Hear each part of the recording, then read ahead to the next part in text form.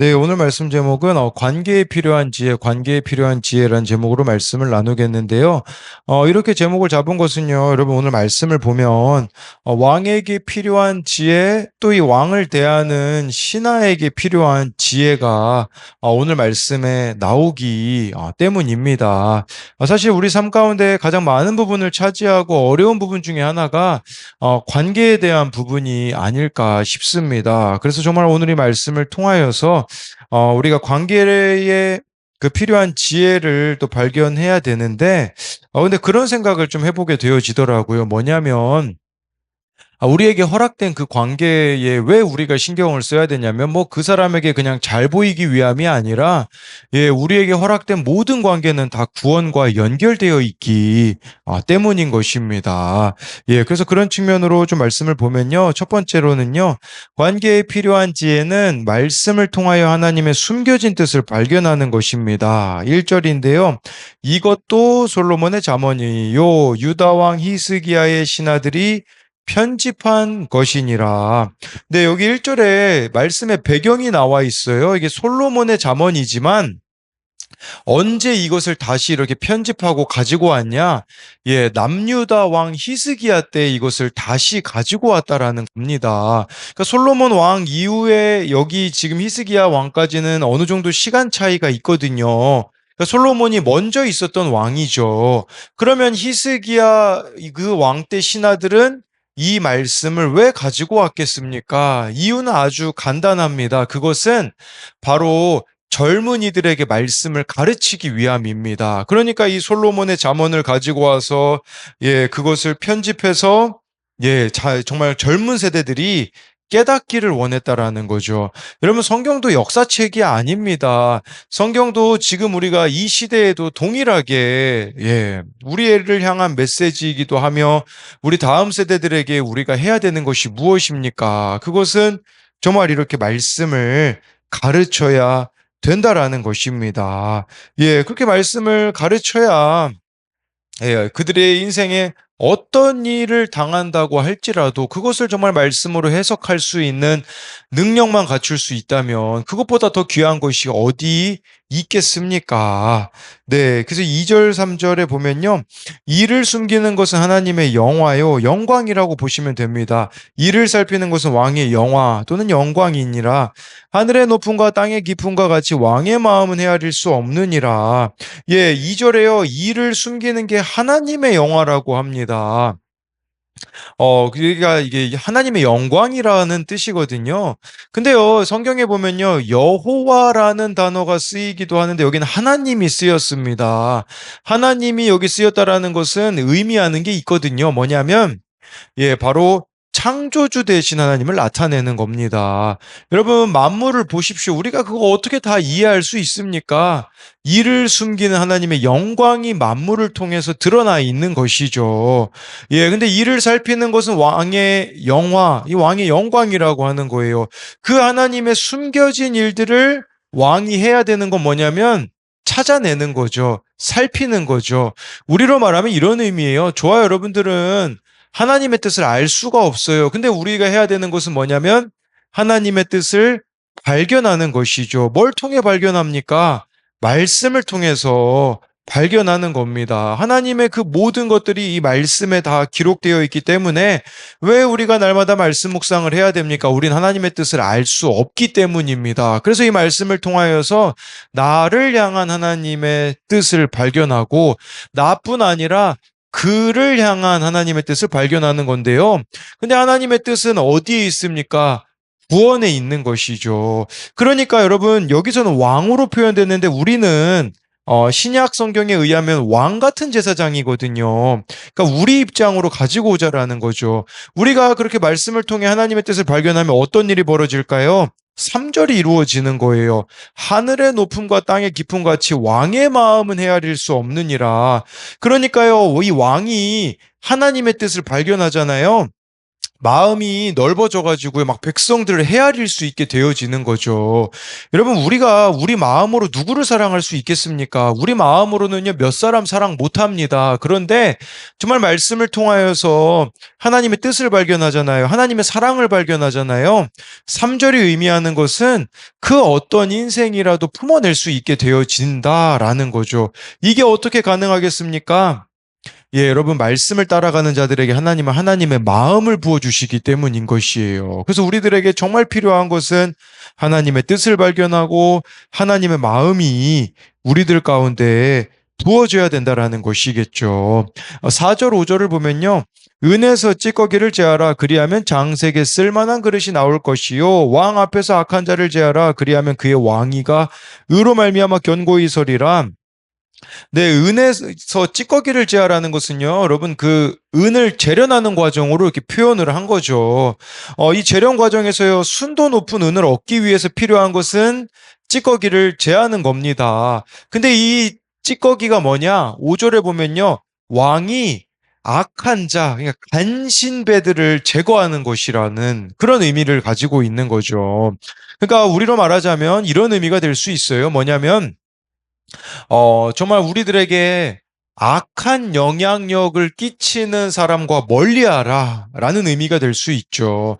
그럼 우리가 어떻게 악한 영향력을 끼치는 사람과 멀리할 수 있겠습니까?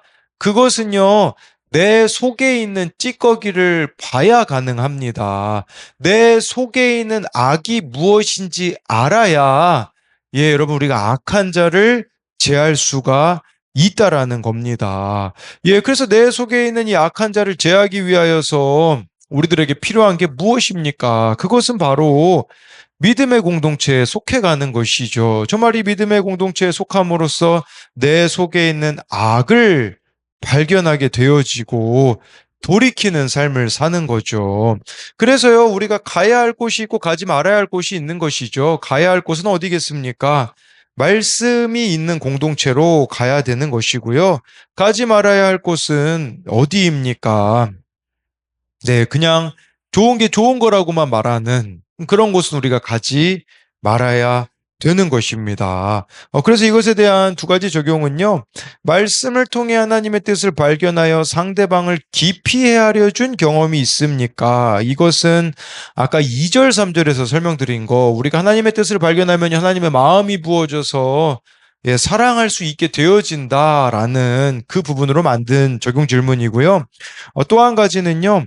나의 삶에 악한 영향력을 주는 사람이나 선한 영향력을 주는 사람이 있습니까? 이것은 4, 5절에 그 은에서 찌꺼기를 제하는 예, 악한 자를 제하는 것인데 악한 자라는 것을 예, 제가 아까 악한 영향력 주는 사람이라고 말씀을 드렸습니다. 두 번째로는요, 관계에 필요한 지혜는 자신의 주제를 아는 겁니다. 6절, 7절인데요. 왕 앞에서 스스로 높은 채 하지 말며 대인들의 자리에 서지 말라. 이는 사람이 내게 이리로 올라오라고 말하는 것이 내 눈에 보이는 귀인 앞에서 저리로 내려가라고 말하는 것보다 나음이니라.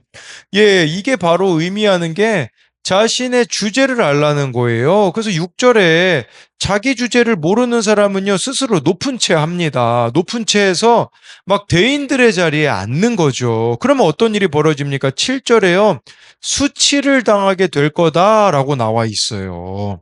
예, 그래서 그 내가 스스로 높은 자리에 앉았는데요. 예, 내려가라고 하면 그거 수치 아닙니까? 그러니까 여러분 자기 주제를 모르기 때문에 우리는 수치를 당하는 것이에요. 그러니까 그러니까 우리는 늘 하나님 앞에 겸손함으로 나아가야 되는데 솔직히 겸손한 사람이 어디 있겠습니까? 겸손한 환경 밖에 없는 것이라고 볼 수가 있는 거죠. 그러면서요, 이 자신의 주제를 아는 자만이 할 수 있는 게 있거든요. 그건 뭐냐면, 11절, 12절에 보면 나옵니다. 경우에 합당한 말은 아로새긴 은쟁반의 금사관이라, 슬기로운 자의 책망은 청종하는 귀의 금고리와 정금 장식이니라. 여러분, 자신의 주제를 아는 자만이 경우에 합당한 말을 합니다. 여러분, 이 경우에 합당한 말이 무슨 말이겠습니까? 살리는 말, 구원의 말을 하는 거죠. 예, 이렇게 상황을 파악해서 정말 필요한 말을 해줄 수 있게 되어지는 것이겠죠. 예, 또 여러분 자신의 주제를 아는 사람은요, 저는 12절을 조금 바꾸어 봤는데 이런 의미도 되지 않을까요?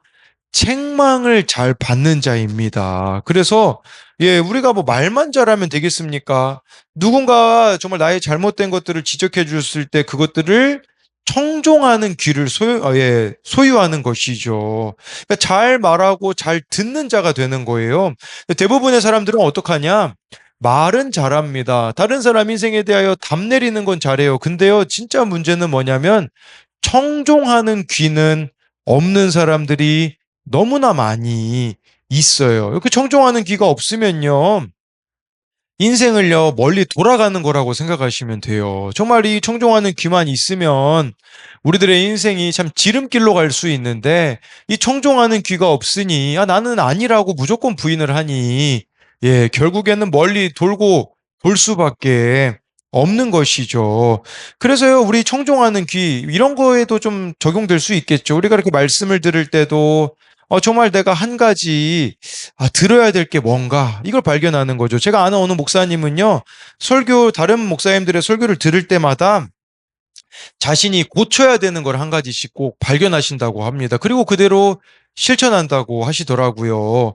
저도 그 금요기도회 설교 때 언급을 했는데, 영적 질서가 무너진 사람은 물리적인 질서가 무너지고, 물리적인 것이 무너진 사람은 영적인 것이 금방 무너진다라는 걸 저도 들었잖아요. 그러니까 정리정돈을 못하는 사람에게는 영적인 책무를 맡길 수 없다라는 말을 듣고, 예, 어제 저도 바로 실천을 했습니다. 그래서 예, 정말 5층에 있는 저희 집에 있는 책상 정리, 책상에 아무것도 두지 않는 거, 또 부목사실도 어제 싹 정리를 했거든요. 예, 회개하는 거죠. 예, 그리고 안 했던 화장실 청소도 안 하고 있었던 또 예, 화장실 청소도 다시 했거든요. 이처럼 여러분 우리들이 청종하는 귀를 가지셔야 돼요. 그래서 말씀을 듣고서는 한 가지라도 꼭 적용하며 돌이키는 자가 되어줘야 되는 거죠. 그러면요, 이제 11절, 11절을 가지고 와서 경우에 합당한 말도 잘하죠. 책망을 잘 받아들이면 어떤 사람이 될까요?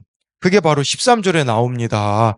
충성된 사자는 그를 보낸 이에게 마치 추수하는 날에 얼음 냉수 같아서 능히 그 주인의 마음을 시원하게 하느니라. 여러분, 이 솔로몬 당시에 이 얼음 냉수 구하기 어려웠습니다. 이게 참 어려운 거예요. 그래서 뭐 어느 기록에 보면 뭐 헐몬산에서 뭐 이렇게 얼음을 가지고 왔다라는 뭐 그런 기록들도 있는데 이게 어려운 거거든요. 추수하는 날은요, 여름이에요. 더울 때거든요. 근데 이 얼음 냉수 구하기는 어려운 일인데 이게 의미하는 게 뭐겠습니까? 우리로 말하면 이런 의미죠. 하나님께 충성된 자를 구하는 게 그만큼 어렵다라는 겁니다. 여러분, 우리가 이 충성된 사자가 되었으면 좋겠어요. 그래서요, 주인의 마음을 시원하게 하는 거죠. 주인이 누굽니까? 하나님이죠. 그러니까 우리도 이런 측면으로 생각해 보셔야 돼요. 나는 하나님의 마음을 시원하게 하는 사람인가? 답답하게 하는 사람인가? 이 부분을 생각해 봐야 되는 거겠죠. 저는 이 충성된 사자라는 단어를 볼 때, 터키에서 이제 순교하신 그 김진욱 선교사님이 항상 떠오릅니다. 그분은 정말 그 매일 자신이 하나님하고 약속을 했거든요. 하루에 몇 명에게 복음을 전하겠다고. 근데 그날 복음을 이렇게 분주해가지고 다른 일 하다가 못 전한 거죠. 그 밤에 복음 전하러 갔다가 16살짜리 그 좀, 네, 이게 뭐 중독이 있었던, 뭐 마약인가 하고 있었던 아이에게 팔에 맞아서 이제 순교하셨거든요. 안타까운 사실은 그 사모님이요, 2주 뒤에 둘째 출산이었습니다. 근데 이 김진우 선교사님이 순교하셨죠. 근데요, 그 김진우 선교사님 성경책에 이런 글귀가 적혀 있었다고 하잖아요. 맡은 자 충성, 딱 이 5글자 적혀 있었다고 하더라고요. 뿐만 아니라 그 사모님이요, 자신의 남편을 죽인 그 아이 어떻게 했을까요? 용서해 줬습니다. 네, 정말 자신의 남편을 죽인 자를 용서하고 사랑하는 이런 자들이 충성된 사자가 아닐까 이런 생각을 좀 해보게 되는 거예요. 여러분 지금 우리가 살고 있는 시대가 하나님이 없다고 말하는 시대를 살고 있잖아요. 근데요 정말 좋아요 여러분들이 충성된 사자가 되어서 구하기 어려운 얼음 냉수 같은 사람이 되어서요. 이 땅에 하나님이 살아계시다라는 것을 증거할 수 있는 그런 우리 한 사람 한 사람이 참 되었으면 좋겠습니다. 그래서 이것에 대한 적용은요. 상황에 맞지 않는 말을 했다가 부끄러움을 당한 적이 있습니까? 네. 또 한 가지는요. 나는 주인이신 하나님의 마음을 시원하게 하는 자입니까? 답답하게 하는 자입니까? 네. 기도하겠습니다. 살아계신 하나님, 오늘 말씀에 정말 히스기야의 신하들이 솔로몬의 잠언을 편집합니다. 왜 그렇게 하였겠습니까? 다음 세대들에게 말씀을 전하기 위함입니다. 하나님, 우리 교회도 어른 세대들이 있습니다. 정말 이 어른 세대들이 하나님께서 말씀을 통하여 베푸신 은혜를 다음 세대들에게 유산으로 물려주게 하시고 정말 이 모든 성도들이 이 말씀 묵상이 훈련이 되어서 하나님 누구를 만나든지 어떤 관계에 있든지 참 구원으로 연결시킬 수 있는 지혜를 주시옵소서. 오늘 말씀의 경우에 합당한 말을 하라고 또 책망을 잘 받아들이는 귀를 소유해야 된다고 말씀해주고 있습니다. 그리 되어서 하나님 주인의 마음을 시원케 하는 충성된 사자로 우리 한 사람 한 사람이 다 살아갈 수 있도록 은혜를 베풀어 주시옵시고 하나님 맡은 자에게 구할 것은 충성이라고 하였습니다. 정말 이 시대 가운데 하나님 말씀에 또 하나님의 뜻에 충성하는 사람을 찾기는 너무나 어렵습니다. 그런데 그 한 사람이 내가 되기 원합니다. 그리하여 하나님께서 가라고 하면 가고 멈추라고 하면 멈추고 정말 주인의 뜻에 묻지도 따지지도 않고 순종해 나아갈 수 있는 우리들이 되게 하여 주실 것을 믿으며 살아계신 예수님 이름으로 기도드립니다. 아멘.